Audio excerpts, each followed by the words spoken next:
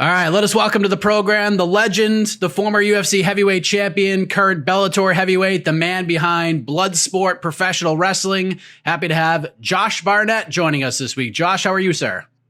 Not doing well. It's good to have you here. First off, I know you're a very busy man, but I'm curious if you got the chance to watch UFC 264 this past weekend, most notably the main event. Did you catch any of it or the highlights or anything? No, I wasn't of any interest to me whatsoever. Do you just not watch any of that stuff? Because you are so busy?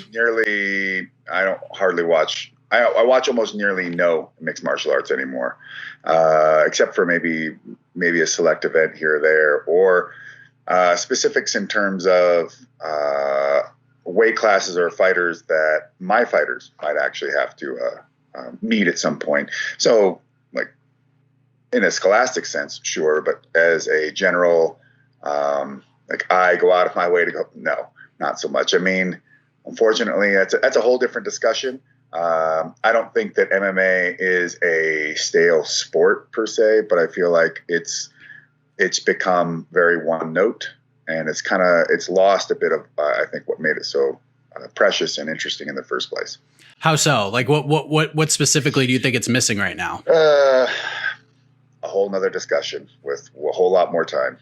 All right, fair enough. But you're obviously in a discussion right now when it comes to Bellator, because there was some news that dropped a couple of weeks ago that Fedor Emelianenko is returning to action on October 23rd in Moscow.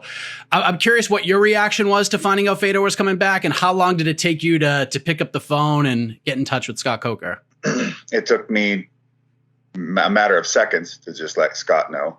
But as for Fedor returning to action, if he feels truly that he's got more left in him, then I salute him. I know that it's tough for people on the outside looking in to watch a person of so many fights, and let's say they have the opinion of a declining career. Well, the thing is, careers at all in terms of professional athletics are incredibly short, rare, and not the kind of thing that you can ever pick back up again. So my opinion is to use it while you have it. And then when that door is closed, it's closed for good. So, don't leave anything on the table. I'm sure you've seen it, but you're a name that a lot of people have at the top of their lists to see this fight with Fedor, if you will. And there are a lot of other very interesting names on that list as well. And it's crazy that throughout your over 20-year career, you and Fedor haven't fought each other. Like, I know you were supposed to fight him in 2009 under the Affliction banner. It didn't happen. You have a submission win over his brother, but a Fedor versus Josh Barnett fight has never officially happened. Why do you think that hasn't been revisited, at least over the last decade plus, or even booked before that? It's just really a matter of circumstance. And yeah, of course, my name is at the top of the list. It's almost as if they made the list just to make it seem as if there was the illusion of choice in this case. But even from the responses on Twitter and everywhere else on the internet, it's really quite obvious that everyone's saying, well, yeah, duh, this is the fight to make. All these other fights, some of these fights have interest in their own rights, but they're not this fight, me versus Fedor. And really, there's more circumstance most of the time why things don't happen than why they do, even when you're in the same organization. And so people will at times ask me about, well, who do you want to fight, or who do you want to this? And it's like, well, I could always throw a name out there, but it doesn't mean anything. It means jack squat, because that fighter has to agree, that fighter's management has to agree, then the promoter has to agree. So anywhere in between any of those three people, anyone says no, there's no fight. And when you're dealing with the landscape of multiple organizations, at times with me and Fedor at times being in different places, or sometimes just narrowly missing each other for various reasons. I was in the Strikeforce heavyweight tournament as well, but he lost, and he wasn't able to move on and forward. But it's really a matter of lining things up in such a way to make it happen. And of course, these things take a lot of money and a lot of logistics. And so it's not just so easy to just put fights like this together. There's just too much on the line. Do you feel like the timing has never been better than right now? I don't know. Time will tell whether that's the case or not. But it's definitely available. It's an opportunity. And the idea of fighting in Russia sounds fantastic to me. I don't care that I would be the away, in this case, that I would be the opponent for the hometown boy. Personally, sure, glad. I think he deserves all of that and then some. If people have short memories, I'm his friend. So I support him having the most of whatever he can get out of life, because him fighting in Moscow, even if I'm able to get this match, doesn't actually take anything away from me at all. I suffer nothing. And I actually have really enjoyed being in Russia, the times that I've gotten to go over there, work with people. And I have a very strong fan base in Russia myself. And in fact, because of that, it makes a really, really solid argument as to why Fedor should be fighting me over there, because we're the two of the most popular, if not the most popular heavyweights in Bellator in Russia, and the fight's in Russia for the Russian hero. And, there's nothing like going in there and fighting a hero in his own backyard. And that's where the heroic moments are going to happen. And, win or lose or draw, I think it would be an amazing opportunity, not just for me. And if this is his last fight, well, then what a place and what a way to do it with someone that actually really gives a shit about him and wants to venerate him, even if I beat him. I don't want his name. I don't want his legacy. I don't want anything about this matchup to be a negative towards Fyodor in any way. Like you said, you are friendly with him. Have you and him had any discussion at all about like, hey, why don't we do this? Anything like that? No, I haven't made any inroads that way. I'm just letting the promotion do what they want. And again, if he could say, yes, this is the fight I want, and his management go, yeah, we're totally down for it, and Bellator could say, well, we're not making it. What are you left with? Nothing. So it isn't quite that easy.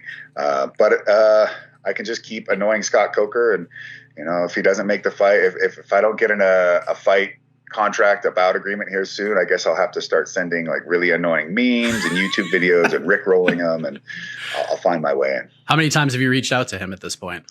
I don't know, like who could count? I just send him a text or call him. I've known Scott Coker for a very long time. A dozen at least. So, I mean, like we mentioned, a lot of hands are being raised for this fight. Scott Coker said Alistair Overeem wants it. Junior Dos Santos wants it. Fabricio Verdum, a guy that we're not even really sure how he factors into this since he signed with the PFL. He doesn't.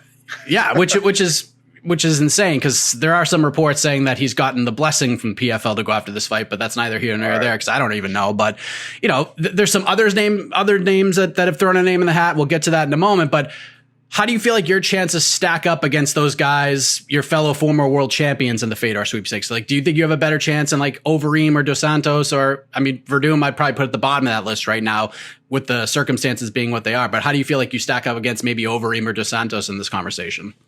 I don't really know. I mean, that's a really subjective take, and I'm not really that interested in the evaluation of that kind of an argument. It's just, I think it's the right fight to make. I think that I've got plenty of ways to create a sound reason why that fight should happen. And it's one that has been wanted and waiting for many a year in the legacy of mixed martial arts between two of its top heavyweights. And it's as simple as that. But I do not have mind control over anybody, and I cannot pull the strings as a puppet master, but I'll do my best. Fair enough. So another name that has garnered a lot of attention into this mix is former WWE World Heavyweight Champion, current AEW wrestler, current Bellator heavyweight Jake Hager. And I spoke to Jake a little less than 2 weeks ago, and he told me that the social media posts regarding this fight, they are legit. There's no kayfabe here. He 100% legitimately wants this fight, and he believes that he is the right guy to put in this spot. We saw on social media you didn't quite agree with that. Why is that? Because the only thing that matters about Jake Hager is former WWE, AEW pro wrestler, not Bellator fighter. That's really neither here nor there. Without the other two, the third one doesn't even exist, and no one gives a shit. So, everything that Jake Hager has to bring to the table is from something that has nothing to do with fighting. And I'm not against the entertainment aspect of all professional athletics, especially MMA. MMA, as people will know, I consider it just one side of the same coin as pro wrestling. So don't let my harsh words necessarily take away from the fact that I actually support Jake Hager as a fighter, being a fighter. I think it's great, and people should get in the ring.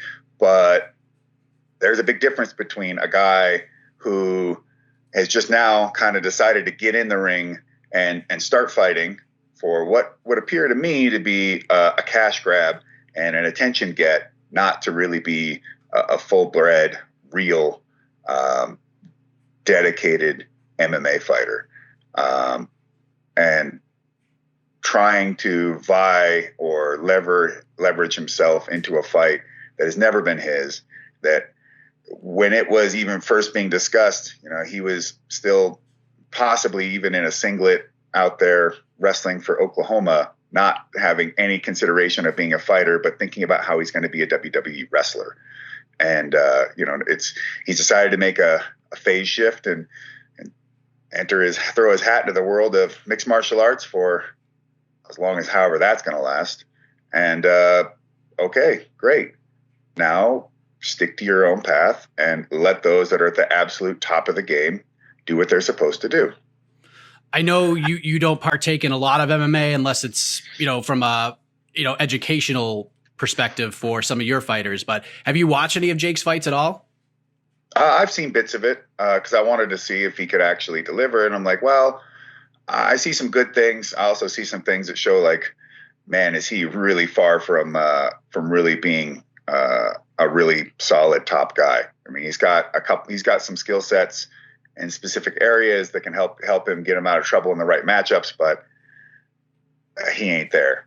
And I don't blame him for not being a top guy with only technically 4 fights in a career yet. So that's fine.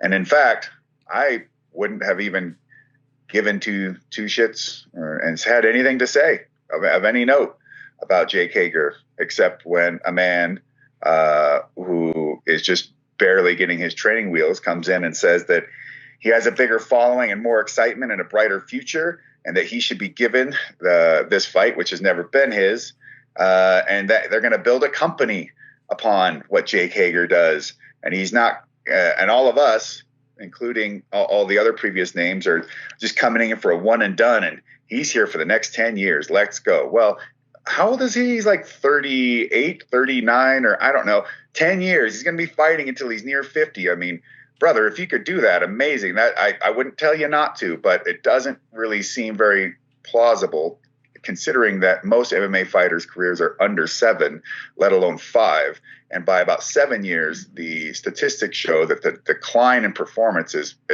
rapid, which is why, me being around as long as I have is actually a real rarity. And also Vitor Belfort and Anderson Silva, and being able to carry those things along. But that's not normal. And so, saying this guy is going to be around for 10 years, and so it came off so utterly arrogant and disrespectful, which I'm like, all right. I mean, if we're cutting promos now, I mean, that's what we're going to do, but I'm not going to let you dog me out like that, especially when you're trying to wedge yourself into something that belongs to me and Fedor. And, my opinion is, unless he was to show differently, he's going to fight until he loses, and then he's going to quit because he's not a real fighter. He hasn't shown me anything that shows that he's really made of the stuff that fighters of legend are going to be known for. And you know what? If that's where it takes him and that's enough for him, I'm not here to say that he should be forced to do anything that he shouldn't do, or to try and stay involved in something if his passions or his dedication or maybe even his capabilities reach a certain point. That's fine. And I could easily see him maybe even never fighting again for Bellator, or one more time against another guy who's 2-5 or something like that, getting a win, and then being like, oh, well, that's too hard. I'll just keep making my money where I already know where my bread is buttered and call it good. And you know what? I could use that as a point of insult, but truly, I mean, he's got a wife. I don't know if he's got kids. I mean, he's got all kinds of other things to think about. That's totally acceptable too. But you put all these little details and factors together, and then you run your mouth about people like myself and others. Well, okay, now I've got something to say. I know you feel like this is a potential cash grab for Jake to try to get in there and make some headlines, the following, so forth and so on. But is there any part of you that at least respects the gusto of Hager here with only four pro fights to call out for a fight with Fedor? No, nothing? I don't respect any of it because it's false. It's not real. This is not built from a real place, from a sincere statement. No, it's bullshit. It is.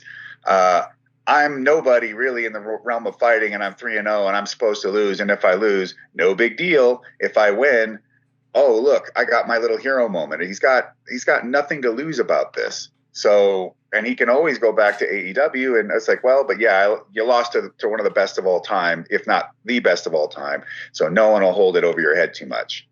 And then it's a great way to exit and to say, like, I was an MMA fighter. Now, check me out. I'm a pro wrestling MMA fighter guy. Is this for real? I fought the best. You fought one guy that was the best. The rest of it was a combined record of 14-10.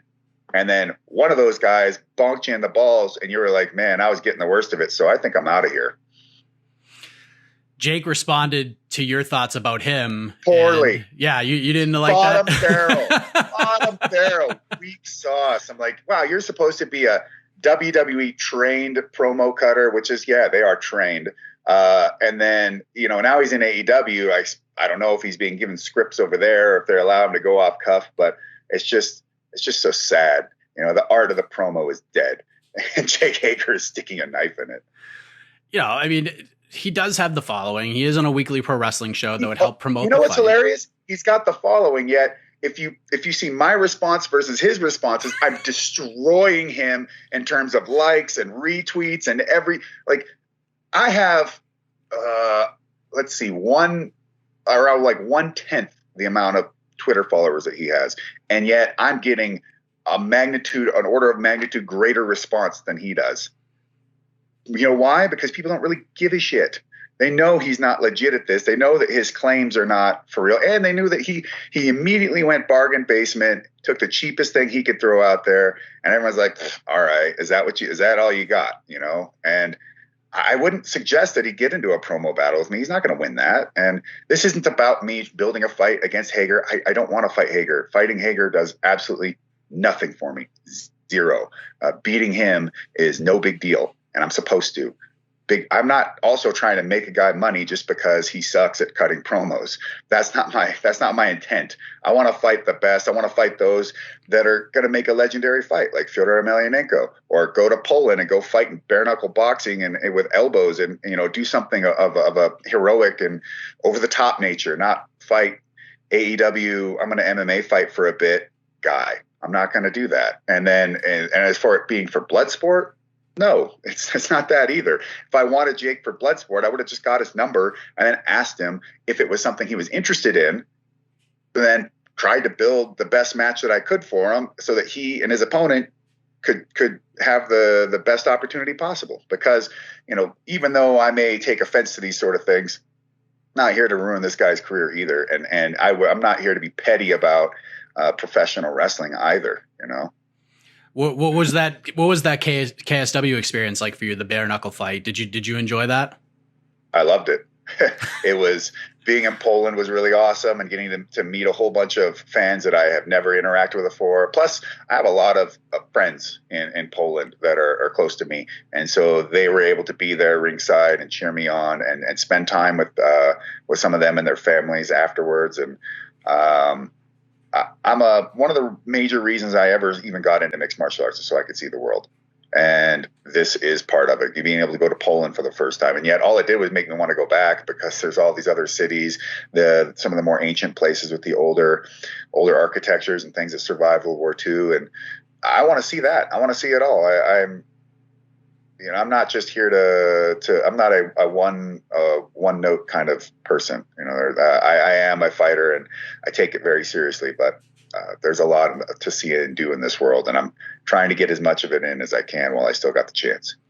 Do you feel like, I feel like bare knuckle, like just the sport of it all? I mean, we've seen the organizations in the United States, they're starting to get very popular right now. Like, do you see a future, like in 4 or 5 years, could bare knuckle like get to that next level? Because I feel like some of the, especially with the last BKFC event, the traffic it generated and some of the storylines that came out of it were massive. It was like surprising. Do you see like a big future in that sport? I don't know whether it could be a big future, a substantial future for those involved, perhaps. And I like bare knuckle in the sense of it's bringing back that old ethos of where MMA no holds barred came from, and that is people that want to go out there and test themselves. And it can be tough where the media and the money and the finding that all the success that comes with some of these things, as it gets larger and larger and larger and larger, often I would say that the events and things of this nature lose the plot. And I think it's capable, albeit probably not easy, but it's capable. A thing like this is capable of keeping the ethos, the integrity of what you're trying to do, and what makes it so interesting and dynamic to the viewership and to those that want to participate in it, as well as increase the media visibility, increase the financial success of it, and find new ways to bring in incomes and things like that. Because I think it's really important with anything you do in this era, even outside of fighting, coffee shop, other things. You really need to separate the economics and the strictly business side of things from the passion. And the passions, even when you're not making a ton of money or you're not seeing massive success, but you're moving along and you're creating, that sustains people. Just money alone, it doesn't.